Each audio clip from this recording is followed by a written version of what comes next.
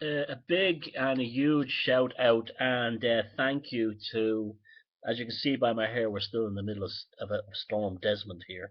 Storm Desmond, it's like Hurricane Nigel. What a strange name. Anyway, a big shout out and thank you to all the atheists out there. Thank you.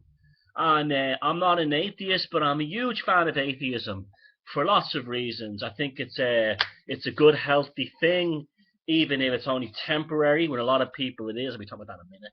And it generally is a good leveling force, and it encourages a less pathos, more, you know, logos, as they say. And it drives some people crazy, but they'd be bonkers if they were Christians or Jews or Muslims or any other religion. Now, why I really, really, really dig atheism is one reason is that it cleans the slate. Now, it cleans the slate, and what happens then is the archetypes start coming back in.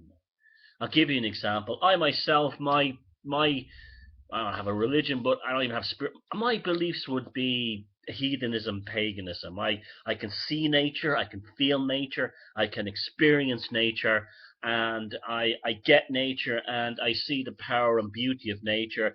I'm totally aware that the earth is a sphere, therefore it is a woman. It is, yes, the Gaia thing makes perfect sense. It's a breast, it's a nipple, it's an ovum, it's a womb. So I'm totally down with that. And then the forces of that bring that to life, such as the spinning and everything, is the male aspect, and from that we get these creative forces and energetic forces on the earth. That's my beliefs.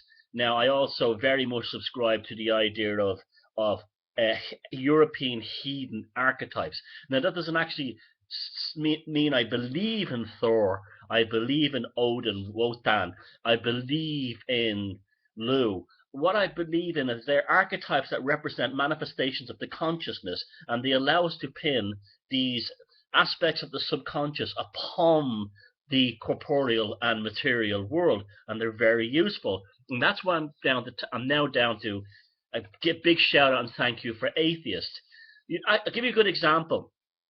Heathenism is exploding everywhere. It's taking off everywhere, and people are discovering the old gods and goddesses, and they're returning to nature, and it's just wonderful.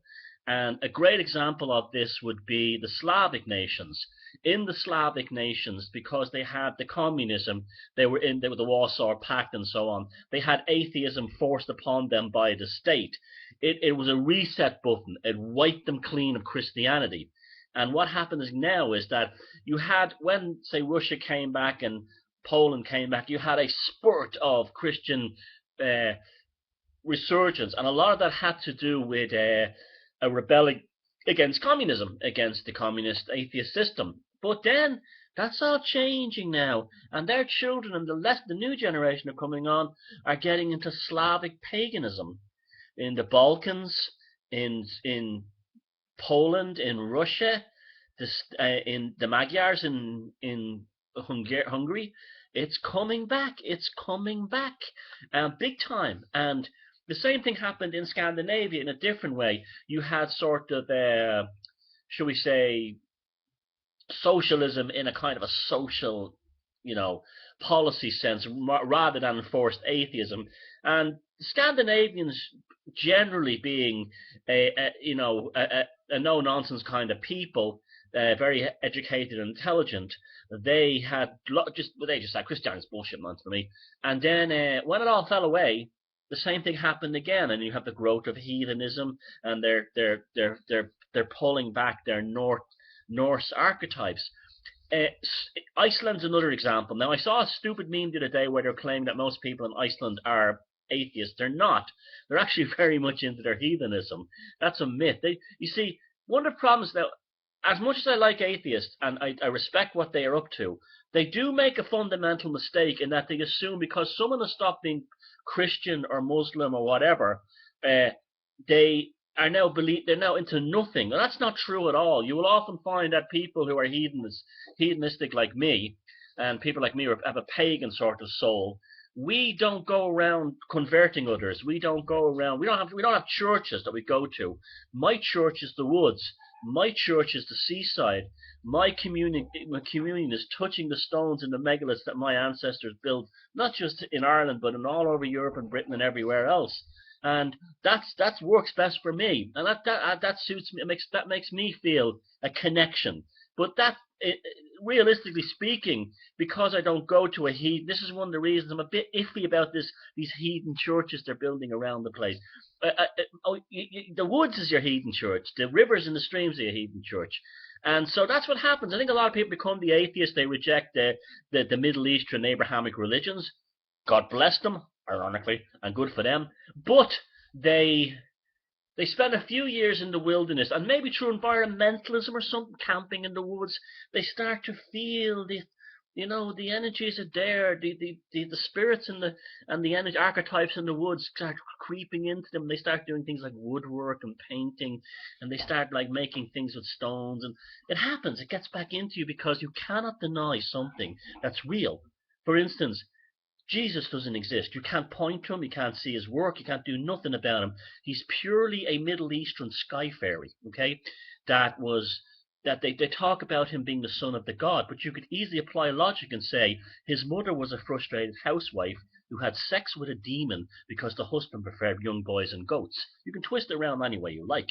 Now, this is one of the reasons this flat earth thing is taken off as well. It's all Christian fanatics in it. I heard one of the leading fanatics of the flat earth Christian cult, which is now how I'm referring, an extremist Christian cult is how I'm referring to it now, say that his work to the flat earth was a devotion to the Mother of God, Virgin Mary. This is what we're dealing with now. But so that's why that's no good. And also the Throofers, you saw the video the other day, they're all becoming crazy Christians. They're all like putting Bibles, and they're all becoming like what I said they become years ago. But those ones who have smart, they're going to the stones. They're going to the forests. They're going to the mountains. They're going to the sea. And even if they're atheists, I have a friend in England who's a big-time atheist. And yet, when I started talking about my own kind of beliefs and feelings, he posted a picture to Facebook of him standing on the Menai Straits between Wales and Anglesey, and he pointed across and he says that's where the Druids were sacrificed, Thomas. It was I really feel for them. You see, they're coming back. It's all coming back. So we would not have done this if he had not been an atheist. So atheism is fantastic. It is the great leveler that allows the slate to be cleaned. And when the slate is to be cleaned, then the archetypes, for a lot of people, not saying for everyone, and the great thing is you can have science and a rational, no heathen will ever say you can't use the pill because it's against Odin. You'll never hear that. And no heathen will ever say that sex before marriage is wrong or lots of sex is wrong, because in Valhalla they have sex orgies and beer and drinking and everything up there. It's not, they don't deny human life. They embrace it and they turbocharge it. And so I hope if any atheists are watching this, that we would love you to explore this. I'm not telling you should. I'm not even, listen to what I said. I never said that Thor and Lu and Freya and all them were actual real beings. They are archetypes that represent aspects of human subconsciousness and behavior, and to understand and engage with them is a very powerful thing. It grows you as a person. There's no sense of damnation. There's a fatalistic approach in the world in a healthy way. In a very healthy way. Now, before I finish this, just to show you how dangerous Christianity is, I'm going to post a link to a map which shows, that was made by some Christian nutters. They're supposed to be a great thing, showing Christianity spreading from its roots in the Middle East all over the world like a virulent virus. It looks exactly like how viruses replicate. You see, this is why science is important. We can actually then see that Christianity and other religions like Islam, who force conversions. Now, I've no problem with religion like Judaism, Hinduism, Baha'i, that do not force conversions. They just live. Don't come looking for me. I won't fight back. But Christianity and Islam, unfortunately, still think this is the way to actually treat people who are not on their side. And even if it's not that, they say you're not going to go to heaven because you haven't been saved. It's just the same thing as, kill the infidels. It's no different. They're killing your soul rather than killing your body, which is some way much more wicked and evil when you think about that. So anyway, the map is below. Check it out, and you'll see how Christianity literally is a virus that replicated from the Middle East. And what happened was, think of it this way: the Roman Empire was HIV, and Christianity was the full-blown AIDS that came from it. And so, thanks again, atheists. Fantastic work. Keep it up, but let's indulge me the way I'm indulging you, because I see the good in you guys, and you can see the good in me, and that's it. Now, I'm not putting down all Christians saying you're all mad bastards or Muslims. I know lots of wonderful Muslims and Christian people, and I know that are better people than I'll ever be. But I'm just pointing out that they don't need to be that way. They're naturally good people anyway, and the religion is just something that makes them believe it. Now, the ultimate proof that Christianity as a cult is evil is that statement that Presbyterian American Bible Belt Christians say: if we didn't have Christianity or religion, how would we know what morality is? And let me tell you, motherfuckers, that statement, when you issue it, says more about you than it ever will say about anybody else.